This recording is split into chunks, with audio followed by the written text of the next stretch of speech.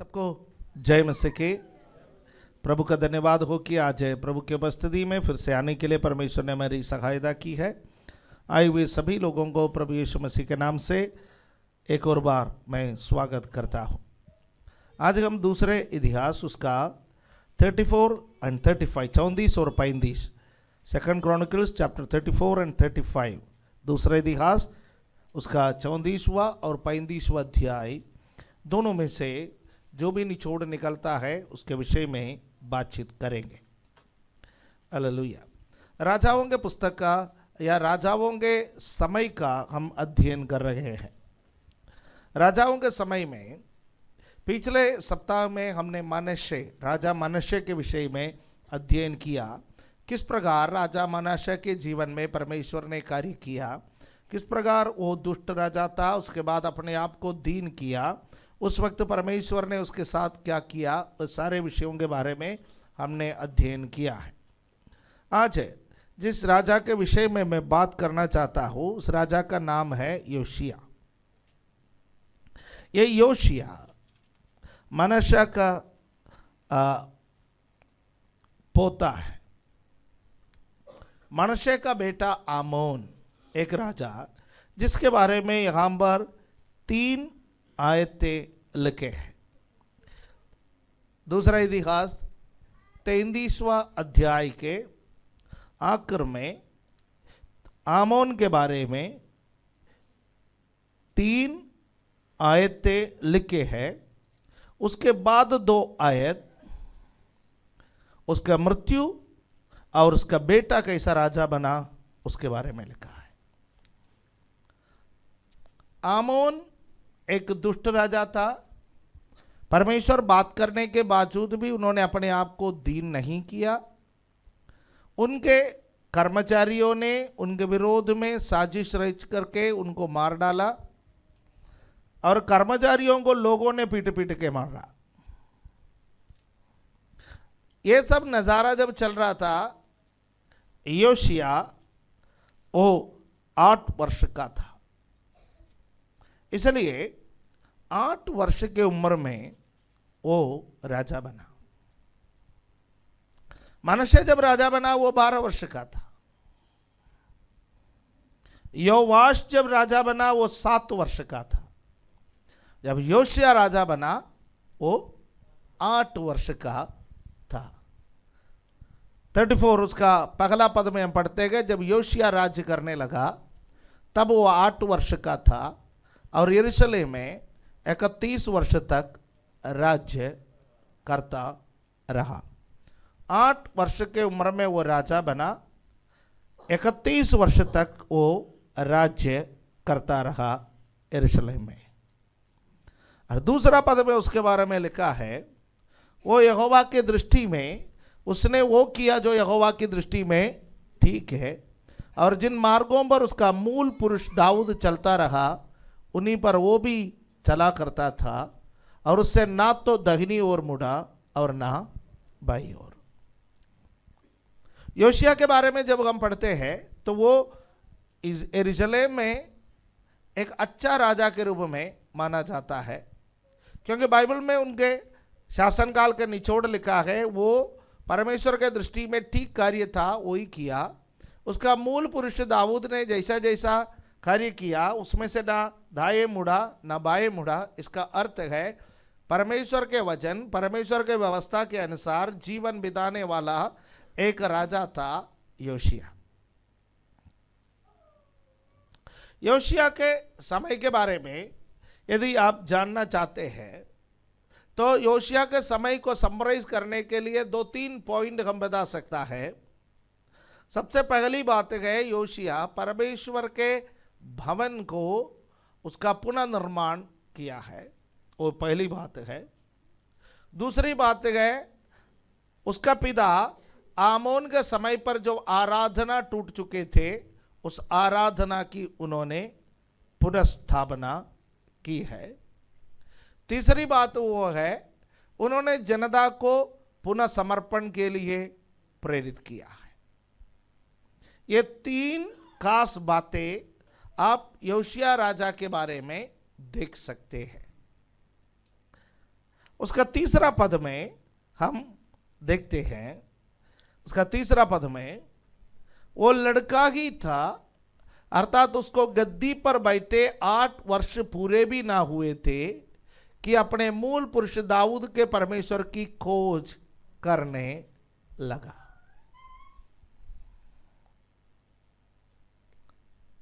वो लड़का ही था, उस वक्त उसने अपना परमेश्वर के खोज करने लगा। परमेश्वर का खोज करने में उम्र क्या होना चाहिए, ये एक सवाल है। बाइबल में लिखा गया है, जवान अपने जवानीपन के दिनों में अपने सृजनहार को स्मरण रख।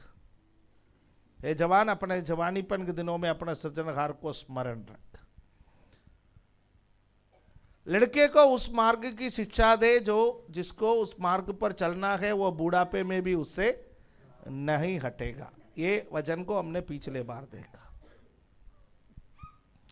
अब आप देखिए, यदि कोई व्यक्ति ये सोचे मेरा बच्चा परमेश्वर का खोज करने में उसको थोड़ा बड़ा होने दो, तो बड़ा होने के बाद वो परमेश्वर का खोज करेंगे जिसका कोई गारंटी नहीं है। और बच्चा भी यदि सोचे अब मेरा उम्र क्या है, मैं पढ़ लिख करके थोड़ा नौकरी प्राप्त करूंगा, अच्छा पैसा कमाऊंगा, उसके बाद मैं परमेश्वर का खोज करने लगूंगा, तो उतना वक्त आपको मिलेंगे जिसका भी कोई गारंटी नहीं है। इसलिए परमेश्वर का खोज करने का अच्छा समय जब आप परमेश्वर के बारे में सुनते हैं, वो समय है। आप यदि बच्चा है, आपको परमेश्वर के बारे में सुनने का मौका मिला, आप बचपन से ही परमेश्वर का खोज करो। आपको युवावस्था में परमेश्वर के बारे में सुनने का मौका मिला, तो आप युवावस्था में परमेश्वर को खोजो। यदि आप थोड़े बड़े हो गए, उसके बाद परमेश्वर के बारे में सुनने का मौका मिला, आप समय को मत गवाइए, आप परमेश्वर का खोज तभी से कर लीजिए। परमेश्वर चाहता है कि हम में से प्रत्येक जन क्या करे, परमेश्वर का खोज करे, खोज करे। हालेलुया, आमीन। देखिए, परमेश्वर का खोज करना इतना आसान नहीं है। मसीहत को लोगों ने बड़ा आसान बना दिया है। मसीहत को लोगों ने बड़ा आसान बना दिया है, पर आप याद रखिए, मसीहत के अनुसार जीवन बिताना इतना आसान नहीं है। आपको बहुत सारे बातों पर संयम बरतने की जरूरत होती है। संसार के एक व्यक्ति जैसा जीवन बिताते हैं, वैसा जीवन बिताने की आजादी मसीहत में नहीं है। इसलिए प्रभु यीशु मसीह ने इस मार्ग को कहा, यह सकरा मार्ग है। ये जो सकरा मार्ग है, ये फाटक भी सकरा है, ये मार्ग भी सकरा है, जो जीवन की ओर जाता है। पर विशाल है वो फाटक, विशाल है वो मार्ग जो नाश की ओर जाता है, नरक की ओर जाता है। और परमेश्वर का वचन हमें प्रेरित करता है, और प्रभु यीशु मसीह ने हमें सिखाया कि हम चौड़े मार्ग से होकर के ना चले, हम सकरे मार्ग से होकर के चले। तो सकरे मार्ग से होकर के चलने का क्या मायने है, सोचिए। हम गाड़ी चलाने वाले हमेशा हम हाईवे पसंद करते हैं। यदि हमको हाईवे मिल जाए, अच्छे स्पीड में जा सके, चौड़ा हाईवे मिल जाए, दाएं बाएं बिल्कुल खाली मिल जाए, तो हमको बड़ा अच्छा लगता है। पर गली गली गाड़ी निकालना पड़े, इवन 2 व्हीलर भी निकालना पड़े, तो हमको कैसा महसूस होता है? हम परेशान हो जाता है, हम बुड़बुड़ाने लगते हैं। जगह जगह स्पीड ब्रेकर लगे हुए हैं, जगह जगह लोग आमने सामने आ रहे हैं, जगह जगह कुत्ते हमारे पीछे पड़ रहे हैं। ऐसा गलियों से यदि हम निकलना पड़े तो हम तो बड़े परेशान हो जाएंगे। हम कहेंगे कौन सी मार्ग है ना। हमको तो चौड़े मार्ग में जाना बड़ा पसंद है। मसीह की जीवन भी ऐसा है। बाइबल में लिखा है ठोकर लगना अवश्य है। बिना ठोकर हम आत्मिक जीवन में बढ़ नहीं सकते। पर ठोकर लगना किसी को पसंद है? हमें से किसी को भी ठोकर लगना पसंद नहीं है। बाइबल में लिखा है ठोकर लगना आवश्यक है, पर जो ठोकर लगाता है उस पर तो हाय। जब सकरे मार्ग में से हम चलेंगे तो ठोकर तो लगेंगे, और हर बार जब हमारे जीवन में ठोकर लगता है, हमारा नुकीले हिस्से को परमेश्वर तोड़ देता है जो दूसरों को चुभता है। इसलिए जब कभी भी हमारा जीवन में ठोकर लगता है तो हमें क्या समझना है? मैं चौड़े मार्ग से चलने वाला व्यक्ति नहीं हूं, मैं सकरा मार्ग से चलने वाला व्यक्ति हूं, और मेरे आत्मिक जीवन का उन्नति के लिए ठोकर लगता है। और प्रभु कहता है जो आपको ठोकर लगाता है उसके बारे में आप चिंता मत करो, उसके लिए मैंने अलग से चक्की का पार्ट बना रखा है और मैं बांध लूंगा। कई बार हम बांधने के लिए चले जाते हैं, जो चक्की का पार्ट हमसे उसको उठाने में हमें दिक्कत पड़ता है, उसको उठाते हुए हम बंदे के पीछे पड़ रखा है, तुमने मेरे को ठोकर दिया, आजा बांध लेता हूं तेरे गले पर। प्रभु कहता है कि वो आपका टेंशन नहीं है, वो मेरा टेंशन है। इसलिए बाइबल में लिखा गया पलटा नहीं लेना, पलटा नहीं लेना। पलटा लेना हमारा काम नहीं है, पलटा लेना फिर किसका काम है? प्रभु का काम है। तो एक बात ध्यान रखिएगा, हम सकरे मार्ग से चलने वाले लोग हैं, चौड़े मार्ग से नहीं चलते। हमारे बच्चों को बचपन से परमेश्वर को ढूंढने में ये सारे प्रॉब्लम है, ये सारे प्रॉब्लम है। मैं उसके समान क्यों नहीं बन सकता, मैं इसके समान क्यों नहीं बन सकता, मैं इसके समान क्यों नहीं चल सकता। हम में से हर एक व्यक्ति किसी और के समान चलना चाहता है, किसी और के समान बोलना चाहता है, किसी और के समान वस्त्र धारण करना चाहता है। पर मसीहत में केवल एक ही व्यक्ति को नमूना बनाया है, वो है प्रभु यीशु। पतरस, पौलुस, मूसा, प्रेरित, भविष्यद्वक्ता, उनके समान बनने के लिए परमेश्वर ने हमें नहीं बुलाया है। फिर किसके समान बनने के लिए बुलाया है? यीशु मसीह के समान। हालेलुया, आमीन। तो याद रखना, यीशु जब इस संसार में आए वो भी सकरे मार्ग से ही चले, वो कभी भी विशाल मार्ग से नहीं चले, वो सकरे मार्ग से चले। तभी तो परमेश्वर ने उनका नाम को ऊंचा किया। ये कैसा पता चलता है? यीशु मसीह 12 साल की उम्र में मंदिर में खो गए। मंदिर में खो तो नहीं गया यीशु, ये तो हम बताते हैं कि मंदिर में खो गए। यीशु तो मंदिर में थे, उसके माता पिता मंदिर से दूर हो गए। यीशु कहां पर थे? परमेश्वर के भवन के अंदर। वो कहीं नहीं गया, वो कहीं नहीं गया। जब झुंड के रूप में वे लोग नासरत से परमेश्वर के भवन में आए तो माता पिता ने सोचा यीशु झुंड के अन्य बच्चों के साथ होंगे, अन्य बच्चों के साथ होंगे। यानी उस समय आज भी जब बड़े बड़ों के साथ झुंड में चलते हैं, आदमी के साथ झुंड में चलते गए, औरत के साथ झुंड में चलते गए, जवान के साथ झुंड में चलते गए, बच्चे बच्चों के साथ झुंड में चलते गए। और सारे बच्चे गए पर यीशु नहीं गए। यीशु कहां पर मिले? परमेश्वर के मंदिर में, भवन में। मेरे बच्चों, में आपको एक बात कहना चाहूंगा, आप जिस स्कूल में पढ़ते हैं सारे बच्चे कहीं और पाएंगे, पर आपको जहां पाना है वो आप सोचो, आपको परमेश्वर के भवन में पाना है। हेलो हेलो, सारे पब में पाएंगे, सारे क्लब में पाएंगे, पर आपको कहां पाना है? परमेश्वर के भवन में। हालेलुया, आमीन, है ना? राइट? आप बचपन से ही इस बात को निर्णय लो, मुझे गलत रास्ते पर नहीं जाना। हम कभी आपसे ये नहीं कहेंगे किसी से बात मत करना, सबसे बात करना है, सबसे दोस्ती बनाना है, सब चीजें अच्छे हैं, पर आपको कहां पर होना चाहिए ये आपका मन में ठान लो। बाकी लोग चाहे मार्ग में हो, बाकी लोग चाहे किसी और जगह पर हो, पर मुझे कहां पर होना चाहिए? परमेश्वर के भवन में, क्योंकि मैं बाकी से अलग हूं। हालेलुया।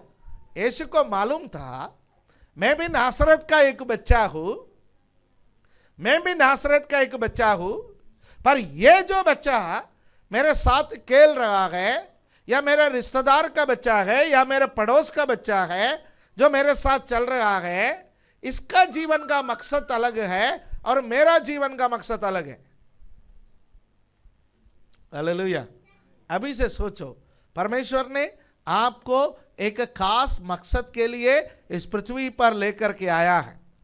परमेश्वर ने एक खास मकसद के लिए कलीसिया के साथ जोड़ा है।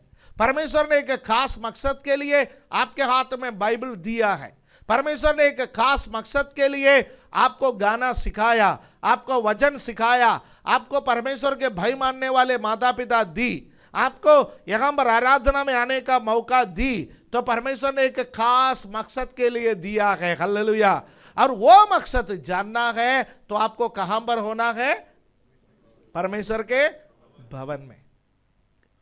3 दिन के बाद माता पिता वापस आए, यीशु मसीह से कहा कि बेटा हम तो आगे चले गए, हम सोचे आप हमारे साथ हैं, पर आप हमारे साथ क्यों नहीं आए? उन्होंने जवाब दिया, मेरे पिता के घर में मुझे होना अवश्य है। हालेलुया, आमीन। कहीं और हो या ना हो, कहीं और हमारा नाम लिखा जाए या ना लिखा जाए, पर जीवन का पुस्तक में हमारा नाम लिखना है। आमीन। और जीवन का पुस्तक में हमारा नाम लिखने के लिए हमें कहां पर होना चाहिए? परमेश्वर के भवन में होना चाहिए। हालेलुया। संसार में बहुत सारे दुखदाई कहानी हमको सुनने को मिलते हैं, और हर एक दुखदाई कहानी का पीछे आप खोज करते जाओगे तो वो वहीं से शुरू हुआ, जगह से व्यक्ति परमेश्वर की अवहेलना करते हुए, परमेश्वर का नियम की अवहेलना करते हुए, परमेश्वर की व्यवस्था की अवहेलना करते हुए गए, वो उसका शुरुआत था। हालेलुया, आमीन। थोड़ी देर पहले हमने गाना गाया है, कभी भी ना छोड़ेगा, कभी भी ना त्यागेगा। किसको नहीं छोड़ेगा, किसको नहीं त्यागेगा? कभी सोचा? गाना तो अच्छा ना, सुनने में भी अच्छा है, गाने में भी अच्छा है, लई में आएगा तो आंखों से आंसू भी निकल आएगा, हम इमोशनल भी हो जाता है, क्योंकि इतना अच्छा है कि परमेश्वर हमें मिला है। पर कभी सोचा वो किसको नहीं छोड़ेगा, किसको नहीं त्यागेगा? जो उसके मार्गों पर चलता है। हालेलुया। जो उसके मार्गों पर चलता है। इसलिए याद रखना, मुझे हमेशा कहां पर होना है? परमेश्वर के भवन में। तो पहली बात मैं आपसे कहना चाहता हूं कि योशिया वो जब बालक ही था, जब लड़का ही था, उसने परमेश्वर का खोज करने लगा है। वो उसका एक खासियत है। हालेलुया, आमीन, आमीन। अब हम आएंगे 8वां पद में आएंगे, 34:8। फिर अपने राज्य के 18वें वर्ष में जब वो देश और भवन दोनों को शुद्ध कर चुका, स्टेप बाय स्टेप आपको बढ़ना है, स्टेप बाय स्टेप आपको बढ़ना है। आपको देश को शुद्ध करना है, आपको परमेश्वर के भवन को शुद्ध करना है, तो सबसे पहले अपने आप को मजबूत करो। उसने सबसे पहले अपने आप को मजबूत किया। कैसे हम आत्मिक जीवन में मजबूत हो सकते हैं? परमेश्वर को खोजो, परमेश्वर को खोजो। जब आप बाइबल पढ़ते गए, आप क्या करते गए? आप परमेश्वर को खोजते गए, प्रार्थना करते गए, उपवास करते गए, तो आप परमेश्वर को खोजते हैं। परमेश्वर को खोजने वालों को परमेश्वर देश में इस्तेमाल करेंगे, परमेश्वर को खोजने वालों को परमेश्वर अपने भवन में इस्तेमाल करेंगे। हालेलुया। हम सब कहां इस्तेमाल होना चाहता है? देश में इस्तेमाल होना चाहता है। और कहां इस्तेमाल होना चाहता है? परमेश्वर के भवन में। हालेलुया। बाहर और अंदर हम परमेश्वर के लिए इस्तेमाल होना चाहता है। हम प्रार्थना करते हैं, प्रभु मुझे इस्तेमाल कर, बाहर भी मुझे इस्तेमाल कर। बाहर किसके बीच में? अविश्वासियों के बीच में मुझे इस्तेमाल कर। देश में अविश्वासी है, देश में ऐसे लोग हैं जिनको परमेश्वर आपको जानने की जरूरत है, उनके बीच में मुझे इस्तेमाल कर। परमेश्वर आपको देश में इस्तेमाल करने के लिए आप परमेश्वर का खोज करता बनिए। अंदर कौन है? आत्मिक लोग। आत्मिक सेवकाई में परमेश्वर आपको आगे बढ़ाने के लिए आप परमेश्वर को खोजने वाला बनिए। हालेलुया।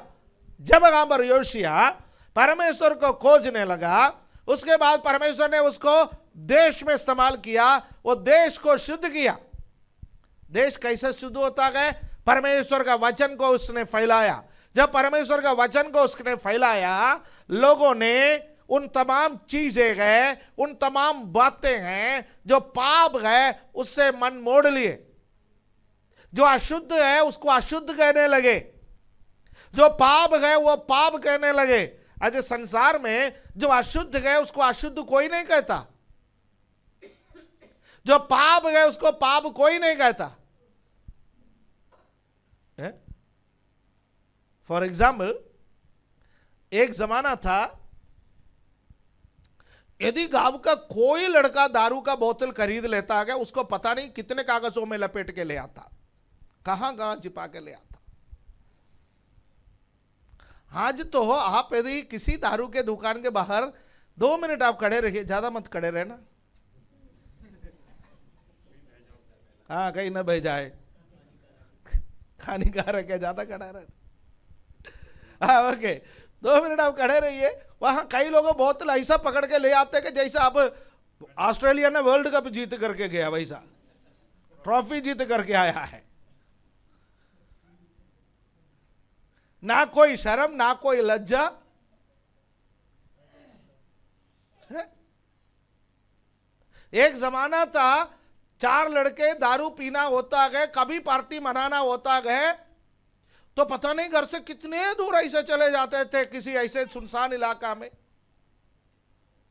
अब कोई सोच रहे पास्टर जी भी यही करते थे।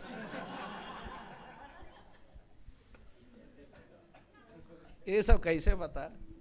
भाई मैं भी स्कूल कॉलेज पढ़ के ही निकला हूं, आसमान से पुलपिट पर सीधे टपका नहीं हूं, राइट? और उसके बाद पता नहीं मुंह से बदबू ना आने के लिए क्या क्या ना करता हो, कितना प्याज चबाता होगा, कितने सौंफ खाते होंगे, कितने बार। हाँ, बाकी सारे गरम मसाले के नाम मत लेना, मुंह जल जाएगा। लेकिन आज गली नुक्कड़ में बच्चे खड़े होकर के दारू पीते हैं, वही खाते हैं, वही फेंकते हैं, वही ऐसा ऐसा पकड़ के खड़े हो जाता है। कोई किसी को माता पिता देख रहा है, कोई परवाह नहीं पड़ता। गली मोहल्ले वाले देख रहा है, बड़े बूढ़े देख रहा है, कोई नहीं पड़ता, फर्क नहीं पड़ता। ऐसा एक स्थिति में हम लोग आए। पार्टियों में, घर में, अन्य जगहों पर माता पिता के सामने भी यह करने में आज शर्म नहीं है। ऐसा एक जमाने में हम आया है। आज देश पाप को पाप नहीं कहते, आज देश अशुद्धि को अशुद्धि नहीं कहते गए, गंदे काम को गंदे काम नहीं कहते गए, उसके बीच में परमेश्वर ने आपको और मुझे रखा है। हालेलुया, आमीन। परमेश्वर ने हमें ऐसा एक जगह पर नहीं रखा जहां केवल विश्वासी हो। कुछ लोग कहता है कि मैं जहां रहता हूं वहां पर कोई विश्वासी नहीं है, मैं तो विश्वासियों के बीच में रहना चाहता हूं। कुछ मसीह कॉलोनी बनाएंगे, वहां पर रहेंगे, मसीह क्या अपार्टमेंट्स बनाएंगे, वहां पर रहेंगे। हेलो हेलो, आप जगत के ज्योति है। ज्योति कहां पर काम आएगा? जहां पर अंधकार है। आपको और मुझे परमेश्वर ने जला करके इस अंधकार में जगत पर छोड़ रखा है ताकि हम औरों को रोशनी दिखाएं।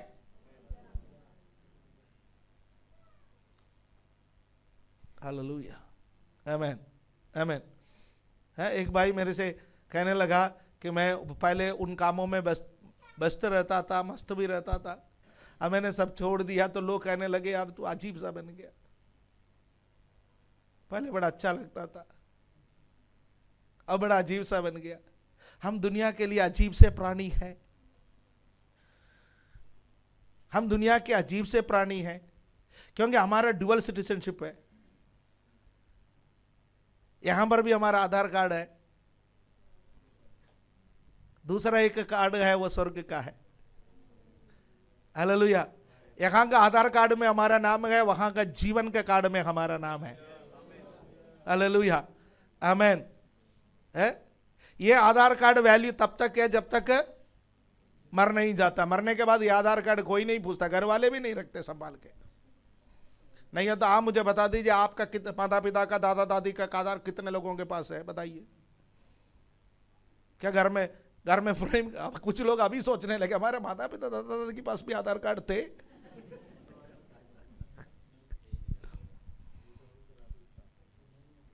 है, राशन कार्ड भी तो आज कितने लोगों के पास होगा, राइट? हम मरने के समय तक ये सब वैलिड है, पर जीवन का पुस्तक में आपका नाम लिख गया, जीवन का कार्ड आपको हासिल हो गया है, वो मरने के बाद भी युगान युग काम आता है, युगान युग काम आता है। हालेलुया। इसलिए हम अजीब से प्राणी हैं क्योंकि हम ड्यूअल सिटीजनशिप है हमारे पास, एक इस संसार का है और दूसरा स्वर्ग का है। हालेलुया, आमीन। एक टेम्पररी है और दूसरा परमानेंट है। हालेलुया। यहां टेम्पररी है, इसलिए सरकार आपसे क्या लेता है? टैक्स। टैक्स लेता है, हर बार आपसे टैक्स लिया जाता है। आप रोड पर गाड़ी चलाने के लिए जाता है, हाईवे पर आते हैं हर 5 किलोमीटर के बाद 50 किलोमीटर, कहीं कहीं तो मुझे लगता है कि 2-3 किलोमीटर के बाद भी टैक्स लिया जा रहा है। टोल टैक्स लेता है। भाई सड़क हमने बनाया, तुम्हारा नहीं है, चलना है तो पैसा दे दो। आप मकान बनाए बड़ा मुश्किल से, हर साल आपको हाउस टैक्स देना पड़ता है। आप कहेंगे मेरा मकान है, मकान तो तुम्हारा होगा, कब तक रहोगे? जमीन तो हमारी है, दे दो।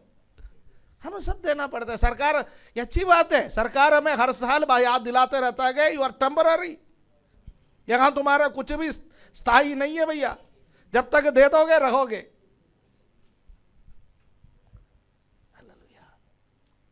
इसलिए पौलुस ने कहा यह तंबू को उखाड़ना चाहता है, यह तंबू गिर जाए।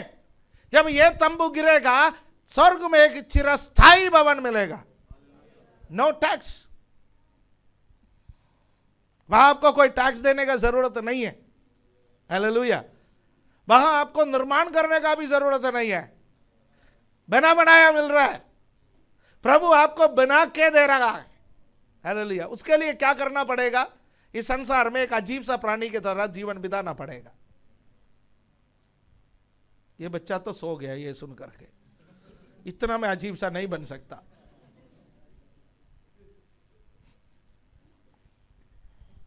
कोई बात नहीं। हालेलुया। क्या क्या करना? परमेश्वर हमें बाहर अंदर हर जगह में इस्तेमाल करने के लिए क्या करना पड़ेगा? परमेश्वर का खोज करो। ठीक है, अगला पॉइंट पर जाए। अगले बात पर जब जाएंगे तो उन्होंने क्या किया है, उन्होंने हम आगे चलेंगे, आगे चल के 31 में, 31 से पहले हम एक और वचन पढ़ेंगे।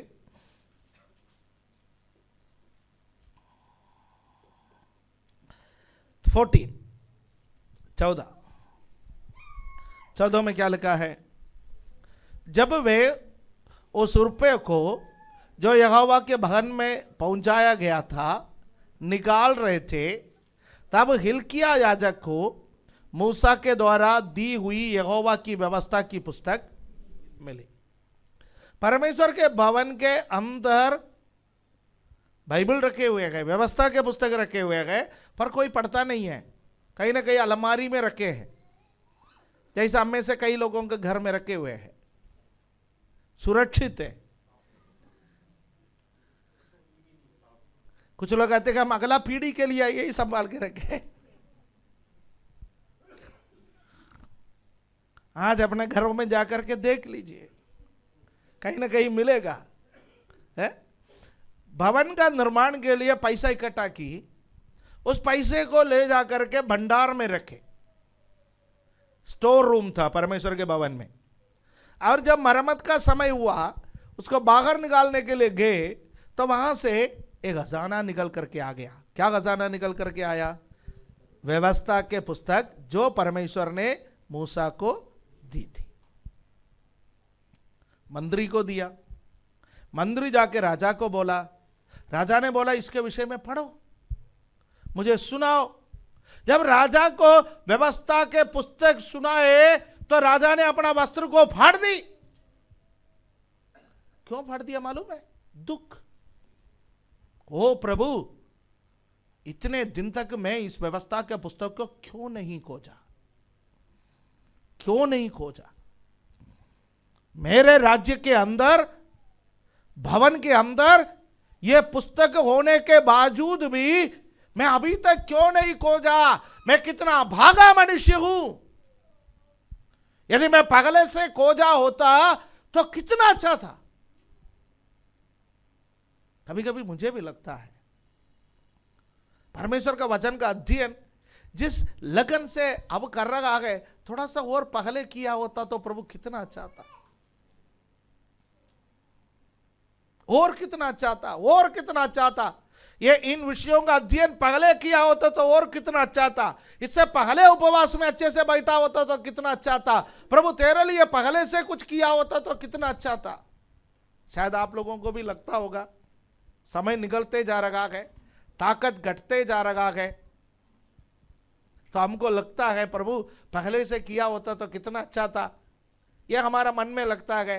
लेकिन पुराना नियम में किसी का मन में ऐसा लगता है तो उन्होंने दुख को व्यक्त करने के लिए क्या करते हैं कि तुरंत कपड़े फाड़ देता है। उनके पास सिलने वाले लोग थे इसलिए फाड़ दिया। आप मत फाड़ना, आपको कोई सिल के नहीं देंगे, खुद सिलवाना पड़ेगा। राइट? इसे हम समझदार है इसलिए हम कपड़े नहीं फाड़ते हैं। और फिर कपड़े फाड़ना एक रिवाज बन गया तो परमेश्वर ने योवेल नबी को बोला, मुझे तो कपड़ा फाड़ने से कोई मजा नहीं आ रहा है, फाड़ना है तो दिल को फाड़ दो, उसमें बड़ा मजा आता है। नया नियम के कलीसिया, परमेश्वर हमारा कपड़े को नहीं देखता, परमेश्वर हमारा हृदय को देखता है। और वचन में लिखा कि वो टूटे हुए हृदय को कभी इनकार नहीं करता। टूटा हुआ हृदय, नम्र हृदय, दीन किया हुआ हृदय, उसको परमेश्वर कभी भी इनकार नहीं करता। ऐसा हृदय को कभी नहीं छोड़ता, कभी नहीं त्यागता है। अब ये पुस्तक पढ़ा तो क्या हुआ? उसका 31 में क्या लिखा है? 31, तब राजा ने अपने स्थान पर खड़े होकर यहोवा से इस आशय की वाचा बांधी कि मैं यहोवा के पीछे पीछे चलूंगा और अपने संपूर्ण मन और संपूर्ण जीव से उसकी आज्ञाओं, चेतावनियों और विधियों का पालन करूंगा और इन वाचा की बातों को जो इस पुस्तक में लिखी है पूरी करूंगा। क्या किया है राजा ने? क्या किया है? परमेश्वर के साथ वाचा बांधा। यदि बाइबल पढ़ना आपको समर्पण की ओर लेकर के नहीं जाएंगे तो उस पढ़ने से लाभ नहीं है। हमारा बाइबल पढ़ना हमें कहां लेके जाना है? समर्पण की ओर लेकर के जाना है। बाइबल पढ़ना समर्पण की ओर ले जाना है। हालेलुया, आमीन। राजा ने जब वचन को सुना, प्रजा के सामने खड़े होकर के अपने आप को समर्पण किया। सारे प्रजा ने भी, पूरा देश परमेश्वर के वचन को मानने के लिए अपने आप को समर्पण किया है। हालेलुया, आमेन। और 33 उसका लास्ट वचन जरा देखिए, लास्ट वचन। मैं थोड़ा बाइबल स्टडी ले रहा हूं, ठीक है, इसलिए ऐसा धीरे से चल रहा हूं ताकि आप इसको समझे, आप मन में इसको बिठाए। इसका लास्ट वचन देखिए। योशिया ने इजरायलियों के सब देशों में से सब अशुद्ध वस्तुओं को दूर करके जितने इजराइल में मिले उन सभी से उपासना कराई, अर्थात उसके परमेश्वर यहोवा की उपासना कराई। उसके जीवन भर उन्होंने अपने पूर्वजों के परमेश्वर यहोवा के पीछे चलना। हमारा जीवन औरों को उपासना के मार्ग में ले आने वाला जीवन हो। एक पिता को क्या सोचना है, एक माता को क्या सोचना है, मेरे परिवार में मैं जो उपासना करूंगा, मेरा उपासना को दे करके, मेरे समर्पण को दे करके, मेरे जीवन को दे करके मेरे बच्चे यहोवा की उपासना करें। हालेलुया, आमीन। ये राजा की जिम्मेवारी थे, इसलिए राजा ने सबसे पहले समर्पण किया, मैं परमेश्वर की उपासना करूंगा, और औरों को प्रेरित किया, तुम्हें भी परमेश्वर की उपासना करना है। हालेलुया। कितना असरदार एक जीवन है, कितना असरदार एक जीवन है। किसका जीवन? योशिया का जीवन। योशिया का जीवन कितना असरदार रहा, पूरे पूरे समाज को, पूरे देश को परमेश्वर की आराधना के लिए उन्होंने उत्साहित किया है। 35वां अध्याय काफी दूर तक एक बात बता देता है, वो मैं बता देता हूं। आराधना, उन्होंने आराधना को महत्व दिया, फसह का पर्व को महत्व दिया, अन्य चीजों को महत्व दिया, उपासना को महत्व दिया, आराधना में डूबा हुआ एक जीवन। हालेलुया। हमारा जीवन कैसा होना चाहिए? आराधना में डूबा हुआ एक जीवन। आराधना क्या है? परमेश्वर को महिमा देना, परमेश्वर के उपकारों को याद करते हुए उसको धन्यवाद अदा करना, आराधना में डूबा हुआ एक जीवन। अब मैं उसका लास्ट पार्ट में आ रहा हूं। यह भाग जब पढ़ता है, योशिया के जीवन के बारे में पढ़ता है, तो मुझे बड़ा दुख लगता है। इसका आखिरी भाग में इतना अच्छा राजा, इतना प्रभाव डालने वाला राजा, और उसके जो 8 साल का उम्र से लेकर के 31 वर्ष राज किया, एक भी नेगेटिव पॉइंट नहीं लिखा। मैं कई बार ढूंढना चाहा, एक तो मिलेगा, हमारी आदत है हाँ कमियां निकालना, लेकिन मिला नहीं, एक भी नेगेटिव पॉइंट नहीं मिला। फिर वो युद्ध में क्यों मारा गया? ऐसा एक राजा युद्ध में नहीं मारना चाहिए, नहीं मरना चाहिए। ऐसा एक राजा अच्छे राज्य काल को पूरा करते हुए अपने जीवन का समाप्ति पर जाकर के उसको अच्छे वयोवृद्ध होकर के वो मरना चाहिए, पर वो युद्ध में मारा गया। उसका कारण है, मैं बार बार इस वचन को पढ़ा, बार बार ये मेरे दिमाग में कहीं ना कहीं मुझे तकलीफ देने वाली एक बात थी। जरा पढ़ के देखेंगे हम लोग, हो सकता है कि आपको भी तकलीफ हो जाए, फिर हम मिल करके इलाज करेंगे उस तकलीफ का। इसके बाद जब योशिया भवन को तैयार कर चुका, इसके बाद जब योशिया भवन को तैयार कर चुका, यानी कितने डिवोटेड रहा वो भवन के प्रति, परमेश्वर के आराधना के प्रति कितना डिवोटेड रहा, वो भक्तिवान पुरुष था।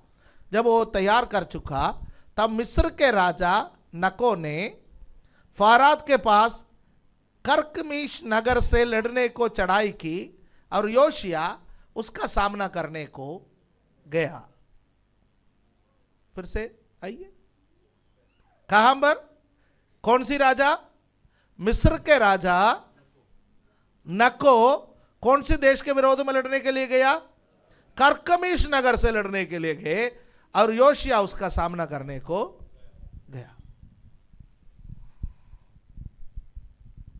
और आप नीचे पढ़ेंगे तो नको उससे कह रहा आगे, भाई हमारा कोई दुश्मनी नहीं है, यह परमेश्वर का आदेश है, मैं जाकर के उस जगह पर लड़ाई करूं, मैं उस नगर को नाश करूं। यह परमेश्वर का आदेश है, तू मेरे रास्ते पर मत आना। मैं आपसे लड़ना नहीं चाहता, आप अच्छा व्यक्ति है। पर उसने क्या की, लड़ाई मोल ली, उसके विरोध में चला गया, सारे काम अच्छा किया। आखिर में एक लड़ाई लड़ने के लिए जाने से पहले क्या परमेश्वर से पूछ नहीं सकते थे? मेरा एक सिंपल सवाल है, क्या सारे काम परमेश्वर से पूछ के किया, व्यवस्था के अनुसार किया? जब व्यवस्था के पुस्तक मिला, उन्होंने कहा यह किसी दार्शनिक के पास ले जाओ, किसी भविष्यवक्ता नबी के पास ले जाओ। तब कोई नबी नहीं मिला, नबिया मिली। एक महिला थी, वो भविष्यवाणी करने वाली थी, उसके पास लेकर के गए, उन्होंने व्याख्या करके बताया, उसके अनुसार कार्य किया, उन्नति मिला। लड़ाई करने से पहले नहीं पूछा। कई लोग ऐसा है, जब अपन को लाभ होने वाली बात होता है तो पूछते नहीं, क्योंकि हमको क्या दिखाई दे रहा है? लाभ।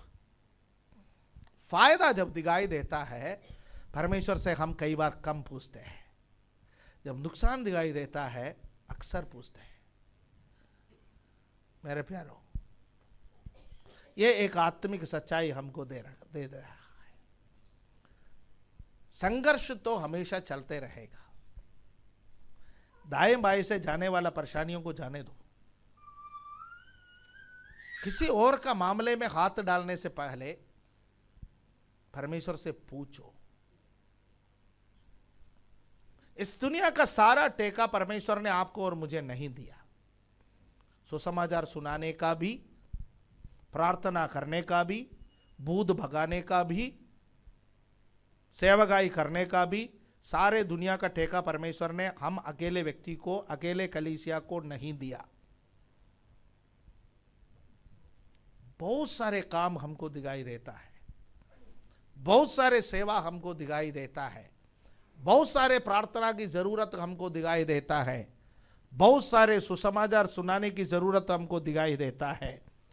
पर आगे बढ़ने से पहले परमेश्वर से पूछो, प्रभु क्या आप चाहते हैं कि मैं ये करूं या ना करूं? और जिसमें परमेश्वर क्लियर गाइडेंस देता है उसमें आगे बढ़ो, जिसमें परमेश्वर क्लियर गाइडेंस नहीं देता है पीछे हटो। इन्होंने क्या सोचा? मिस्र का राजा का मैं विरोध करूंगा, मैं मिस्र पर भी कब्जा करूंगा, वहां का धन भी मेरे पास आ जाएगा, उसके बाद जो देश वो हराने के लिए गया वो नगर, उसका धन भी मेरे पास आएगा, सब मेरे पास आएगा। पर वो उसके लिए बहुत बड़ा नुकसान का कारण बना। पूरे जीवन काल में अच्छा कार्य करने के बाद परमेश्वर से पूछे बिना एक कदम उसने बढ़ाया, वो एक कदम उसके लिए भारी पड़ गया। अंत में जाकर के मटका फोड़ने वाली बात हो गया ना। मूसा के साथ क्या हुआ?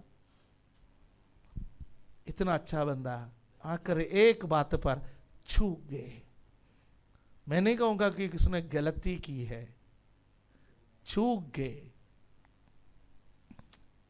गुस्से में, क्रोध में, लोगों के दबाव में, प्रेशर में हम चूक जाते हैं।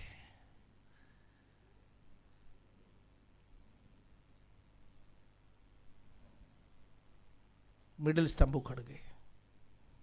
क्या कर सकते हैं? बंदा क्लीन बोल्ड,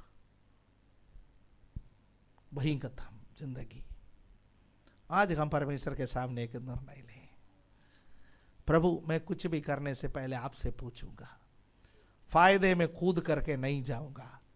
यदि कुछ रुपया मुझे मिल रहा है तो मैं जल्दी जा करके हाथ नहीं लगाऊंगा, यदि फायदा हो रहा है तो मैं जल्दी हाथ नहीं लगाऊंगा। डिसीजन लेने में भले थोड़ा देर हो जाए, लेकिन डिसीजन तब लो जब आपको सुनिश्चित हो जाए परमेश्वर साथ है। मैं कई बार कुछ बातों के लिए बहुत धीरे डिसीजन लेता हूं, बहुत धीरे। जब क्लियर गाइडेंस नहीं होता, प्रभु साथ है, तसल्ली नहीं होता, तब मैं डिसीजन नहीं ले पाता, क्योंकि उससे पहले कई डिसीजन ले लिए, गलत हो गए तो परमेश्वर ने सिखाया है। जब ये पोर्शन पढ़ रहा था, प्रभु ने कहा कुछ भी डिसीजन लेने से पहले तसल्ली से डिसीजन ले लो, मुझसे पूछ करके डिसीजन लो। आज एक और बार हम प्रभु के सामने समर्पण करें, नहीं है तो हम अन्याय के कई बंधनों में फंस जाएंगे। अकाल मेरा मौत, शारीरिक मौत के बारे में मैं बात नहीं कर रहा हूँ। पुराना नियम में शारीरिक मौत थे, हम बहुत परेशान हो जाएंगे, परमेश्वर से दूर हो जाएंगे, फिर परमेश्वर को कोसने से कोई फायदा नहीं है। योशिया के पास परमेश्वर को कोसने का बहुत कारण था, प्रभु आपने ऐसा क्यों किया, मैं तो सारे काम अच्छा किया, फिर एक बात पर आपने मुझे क्यों फंसाया। पर मेरे प्यारों, में आपसे बताना चाहता हूँ, परमेश्वर से पूछे बिना किसी से पंगा लेने के लिए मत जाओ। चुप रहो और जान लो मैं ही परमेश्वर हूं। यही परमेश्वर की वाणी है। अपने आंखों को बंद करें। आज योशिया के जीवन से हमने सुना, वो जब बच्चा था, बालक था, यहोवा की खोज करने लगे। परमेश्वर ने उसको बाहर और अंदर इस्तेमाल किए। देश को शुद्ध करने में और भवन को शुद्ध करने में परमेश्वर ने उसको इस्तेमाल की। उसके बाद आराधना को पुनर्स्थापित करने में प्रभु ने उनको इस्तेमाल की। पूरे देश को परमेश्वर के सन्मुख में ले आकर के समर्पण कराने में परमेश्वर ने उनकी सहायता की। पर आखिर एक गलती, परमेश्वर से पूछे बिना वो आगे चला गया। प्रभु वो गलती मेरे जीवन में ना आए। मैं कुछ भी करूं आपसे पूछ के करूं। कहीं प्रार्थना में जाएं, कहीं किसी भी काम करें, आपका क्लियर गाइडेंस हम लोगों को दीजिए पिता। आपके चरणों में बैठने में हमारी सहायता कीजिए। कई बार आपसे क्लियर गाइडेंस मिलने में देर लगेंगे, पर इंतजार करने में हमारी सहायता कीजिए। धन्यवाद देते हैं प्रत्येक भाई बहन के लिए। धन्यवाद, आदर महिमा आपको देते हैं। ये प्रार्थना हमारा मुक्तिदाता प्रभु यीशु मसीह के पवित्र नाम से मांगने का समय सुनो और कबूल करो हमारे स्वर्गीय पिता। आमीन। हालेलुया। Praise the Lord.